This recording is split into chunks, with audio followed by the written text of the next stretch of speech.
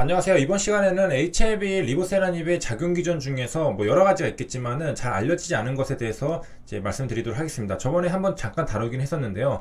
바로 이제 피당 단백질입니다. 피단 단백질은 이제 과량 발현되면은 항암제들에 대한 내성이 유도가 될 수가 있습니다. 요 해당 기사는 2001년에 나온 기사인데요. 20년이도 더 됐죠. 그래서 요거 저항성을 유도하는 당단백질 구조가 규명되었다라는 게 2001년도에 나왔습니다. 그래서 이제 영국에 있는 요런 이제 사람 박사팀, 연구팀들이 이제 밝혀낸 건데, 이 항암제 저항성을 유도하는 피당단백질의 3차원 구조가 규명된 사례는 이번이 처음입니다. 그래서 이제 피당 단백질이 드디어 이제 발견이 된 거죠. 그래서 이제 얘네는 무슨 역할을 하냐? 바로 요거 안에서 밖으로 약물을 방출시키는 기능을 담당하게 됩니다. 피단 단백질 하면은 한마디로 소형 펌프 장치라고 이제 비유할 수가 있겠는데요. 이 항암제가 침투를 한 다음에 상호작용을 나타내야 되지만 아포토시스, 사멸을 유도할 수가 있는데, 이 피당 단백질이 약물을 자꾸 밖으로 펌프질 하듯이 퍼대는 겁니다. 그러면은 이 상호작용이 일어나기도 전에 밖으로 튕겨져 나와버리니까 약효가 유도되지 않습니다. 그렇기 때문에 약물 저항성을 나타나게 됩니다. 이거를 영어로 이제 드러그 레시스턴스라고 하고요. 바로 이제 피당 단백질 기능 때문에 이제 발생을 하는 겁니다. 그래서 2001년에 이제 3차원 구조가 규명이 됐기 때문에 요거를 기반으로 해가지고 그 이제 약물 저항성을 극복할 수 있는 이제 방안 마련이 됩니다. 그래서 요게 이제 구조에 대한 이해가 선행이 된다면은 이제 작용 기작도 밝혀지고 차단하는 효과적인 기술 개발 가능성도 높아지게 되기 때문입니다. 그래서 이제 피당 단백질이 저거 약물 퍼내기 작용한다는 것도 알았고, 요거의 3차원 구조도 알았으니까 요거에 이걸 이제 펌프 작용을 인위적으로 차단하는 방법만 이제 개발하면 되는 거죠. 그래서 이제 피당 단백질이 제대로 기능을 나타내지 못하기만 한다면은 약물 저항성을 나타낼 수 없기 때문에 이제 기존의 항암제 효능 등을 상대적으로 증진시키는 효과를 거둘 수가 있게 됩니다. 그래서 일반적으로 이제 대부분은 이제 처음에는 항암제에 대해서 반응을 보이면서 요 약물로 인해서 제재를 받게 되지만, 이 상호작용하는 시간이 이제 늘어나게 되면은 상황이 다르게 변한다고 합니다. 그래서 약물 저항성이 발달한다. 이게 이제 피당 단백질이 관여하는 펌프 기작 때문에 처음에는 효과가 보였지만은 얘가 자꾸 이제 퍼내니까 효과가 이제 떨어지게 되는 겁니다. 그게 바로 내성이라는 것이고,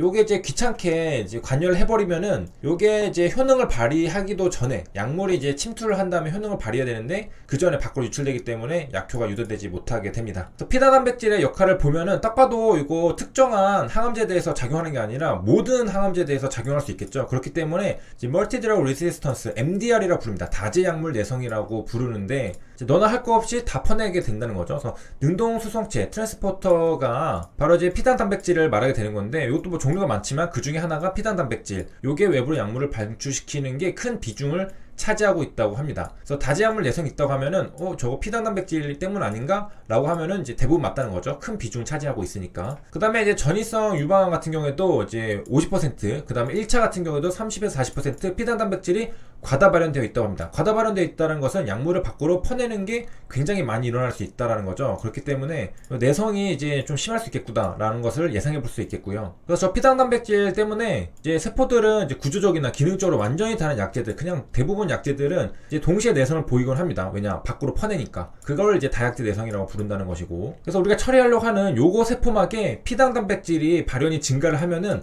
들어온 항암제를 세포 밖으로 계속 배출시키는 양이 많아지게 되니까 결과적으로 세포 내 항암제 농도가 저하되면은 요게 내성이 생기는 겁니다. 얘가 죽어야 되는데 잘 죽지 못하게 되는 거죠. 그래서 이 피당 단백질 과발현은 이제 항암 치료에 대한 반응과 예후와 관련 있는 것으로 증명이 돼서 이제 표적으로 한 내성 극복 치료를 시도하고 있고, 요 피당 단백질 기질에 대한 경쟁적 저해제를 탐색한 연구가 많이 수행하였다라고 되어 있습니다. 그래서 피당 단백질은 이제 다약제 내성이랑 굉장히 관련이 깊고, 저 피당 단백질을 조금 활성을 억제하면은 이제 내성이 어느 정도 많이 극복이 되겠구나라는 것을 우리가 생각해 볼 수 있겠습니다. 제가 이렇게 구구절절 얘기한 이유는 바로 HIV 리보세라닙이 바로 피당 단백질 활성을 억제하는 작용 기전을 가지고 있습니다. 요거는 이제 많이 알려지지 않았는데 해서 홈페이지에 들어가 보면은 여기 작용 기전에서 볼 수가 있습니다. 우리가 보통은 이 앞에 있는 신생혈관 억제 작용 기전만 이제 많이 알고 있는데, 실제로는 이거 말고도 요 약물 내성을 극복할 수 있는 작용 기전도 가지고 있습니다. 그래서 우리가 이제 그 병용요법을 썼을 때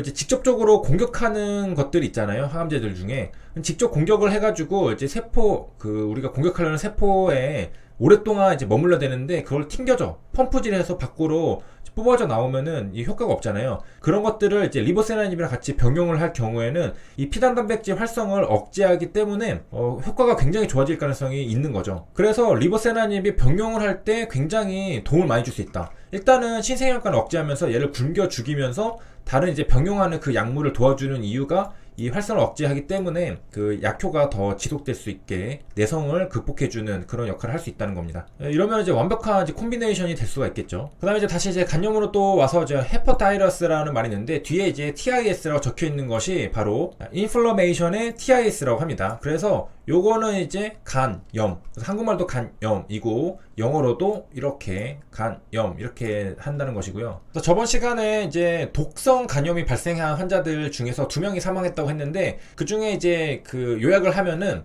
이제 한 분은 B형 간염이나 간경병증을 가지고 있었고 다른 한 분은 알코올 간경병증, 둘 다 간경병증을 가지고 있었습니다. 그 원인은 한 명은 이제 바이러스고 한 명은 이제 알코올이었다는 거에 다른 건데 이 둘 다 이제 각각 한약이랑 프로폴리스를 복용하고서 간 부전이 와가지고 이제 사망했습니다. 그 다음에 이제 간 기능 개선 목적으로 생약 성분의 약물 복용이 늘어나고 있다는 점에서도 주의가 필요하다라고 하는데요. 이게 생각보다 조심을 해야 됩니다. 이제 한약을 복용하고자 할 경우에는 이제 종합병원 등에서 혈액 검사를 해서 이 간 기능에 이상이 없음을 확인하고 복용을 해야 됩니다. 뭐 다른 일반 의약품도 그렇고 뭐 건강기능식품도 그렇고 뭐 대부분 이제 그렇죠.